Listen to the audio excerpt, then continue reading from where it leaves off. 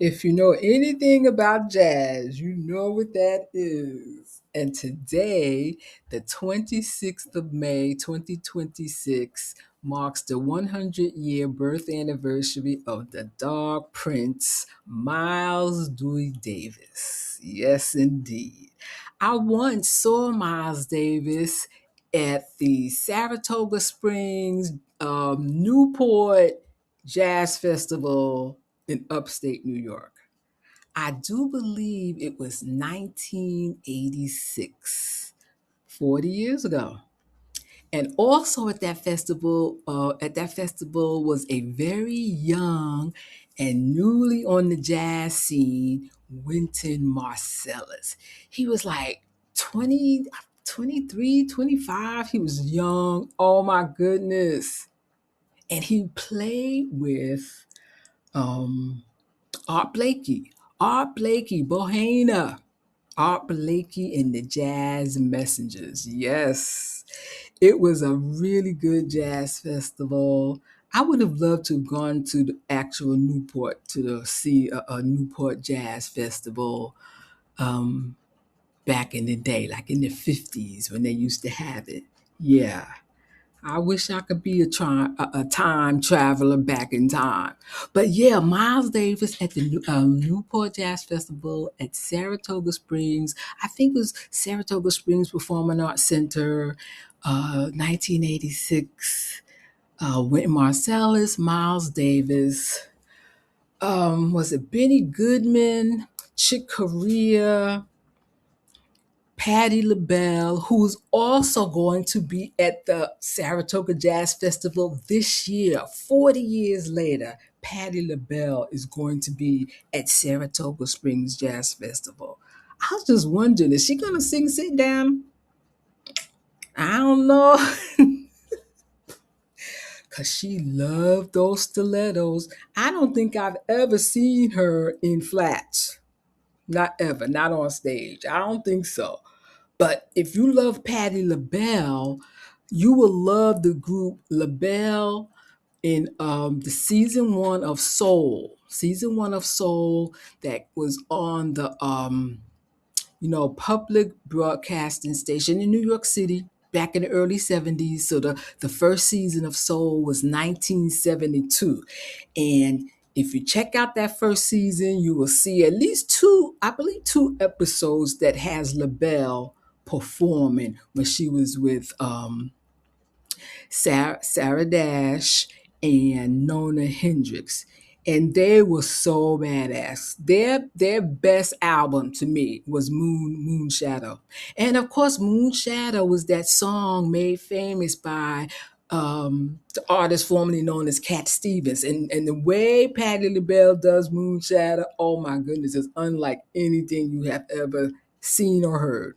So it's a really good song. And if you could get that Moon Shadow album or listen to it on YouTube, it's a pretty good album. It's revolutionary. There's a song called "We Won't Get Fooled Again," and they have lots of good songs in it. It's a revolutionary album. Everybody should listen to it. So now back to Miles Davis. So yeah, I saw Miles Davis at 1986 Saratoga Springs Jazz Festival, where Wynton Marsalis also performed. I believe the Commodores was also on that bill, and a couple of really good people. It was a good jazz festival. Um, and Miles Davis, and I remember when I went to see him, I had heard the rumors about when he performed, he would turn his back to the audience, and it was true. So I had gotten lots of photographs of Miles Davis's back. Yeah. And during that time, he was into leather, so he was all leathered out. So it was a leather jacket. It was nice. It was black. It was dark. And speaking of black and dark, while I was in New York City, I went to Woodlawn Cemetery where I visited um, Miles Davis's final resting place. And let me tell you, his tombstone is beautiful. It's obsidian black and it's huge. It's huge, and it kind of sits. It sits there like bam. I'm gonna post it at some point. I'll post it. But yeah, it's beautiful. So this year marks 100 years ago that he was born, May 26, 1926. That is amazing. And of course, everyone by now must know the passing of one, what's his name? Why can't I remember his name? Um, Rollins, Sonny Rollins. Sonny Rollins, yes. Absolutely fabulous. He was 96. Can't nobody be mad about that. Can't nobody be sad about that. But yeah, Sonny Rollins. That's a pretty good run. 96 years. It sure is. So back to Miles Davis. So yes. And of course he's like the most popular, the most famous trumpeter in the world. So, from what I have heard in the past, and I think I may have gotten this from like Bobby Jackson, who's a famous DJ in Atlanta, Georgia, uh, for WCLK radio station, which was like to me the best jazz blues station in Atlanta. They were great. And he used to tell lots of stories about artists because he met lots of jazz people. And so I think he may have been right when he talked about because he was friends with Wynton too.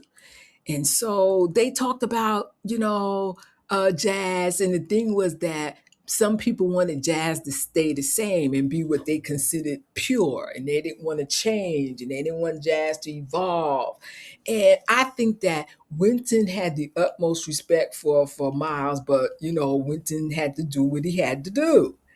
And of course, we all know what Wynton has done, so don't let me get started on him. But yeah, so I think there was kind of a mentor kind of friendly rivalry between Wynton Marsalis and Miles Davis. And so Wynton performed at that Saratoga Springs show with, like I said, Art Blakey and the Jazz Messengers. And Art Blakey was famous for gathering the young, what he called young lions of jazz, and they would play with him for a while, and then maybe they would go solo, which they most of them did do, or they still remain what they call session players, where they played for studio gigs. And of course, when it comes to Miles Davis, everyone knows that Kind of Blue is like the most popular, the most sold, the most everything when it comes to a jazz album. Kind of Blue with Miles Davis. And when it comes to Miles Davis, back in the 70s, 80s, I would say 80s, going to Tower Record, the one on in the Canal Street area of Manhattan. And I would walk inside, and Tower Records is huge. I think somewhere there's a really good documentary on Tower Records. And Tower Records was huge. So the one that was Uptown Broadway, Times Square, that one is pretty famous. But the one down on near Canal Street, I would go in there, and jazz was the largest section out of R&B, rock, whatever was there, gospel. Jazz was the largest section, and I just stand there and just go through the albums, just going through albums. And let me tell you, Miles Davis had more albums than anybody else. Yeah, he did. I remember that. I'll never forget that. Miles Davis. So he always stuck in my head, and I always remembered that he was the one that had more albums than anybody else. And something else I think people may not know about Miles Davis, and I think I learned this from a Netflix documentary, that Miles Davis was the first artist to have a black woman on the album cover, and it was one of his wives, one of his first. He had several. One of his wives, she was beautiful.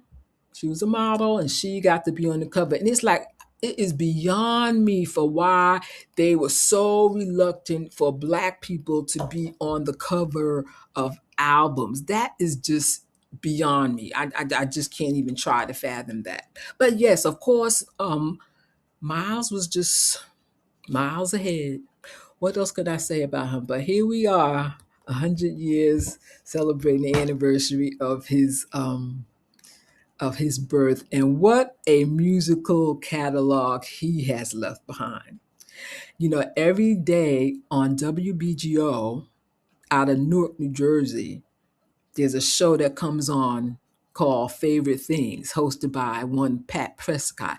And every day she does this game she plays with words and titles and names and things, you know, words in titles. And she'll play songs that, you know, fit into that genre. Like I think today it was an artist whose name was started with A by last name. And she'll play one day she played jazz songs recorded in 1958. And everybody knows the 50s was a pivotal year for jazz recordings, and going into the early 60s, there's this famous recording of Miles at Carnegie Hall. I think it's 1961. I started listening to it 1961. But Kinda Blue is just so nice to listen to. It's just really nice. If you hadn't heard it, you never listened to it, you should listen to it. I promise you'll find it exuberant. That's my word I use to describe jazz. If somebody asks me, what is jazz? If you listen to WBGO, they always ask that question, what is jazz?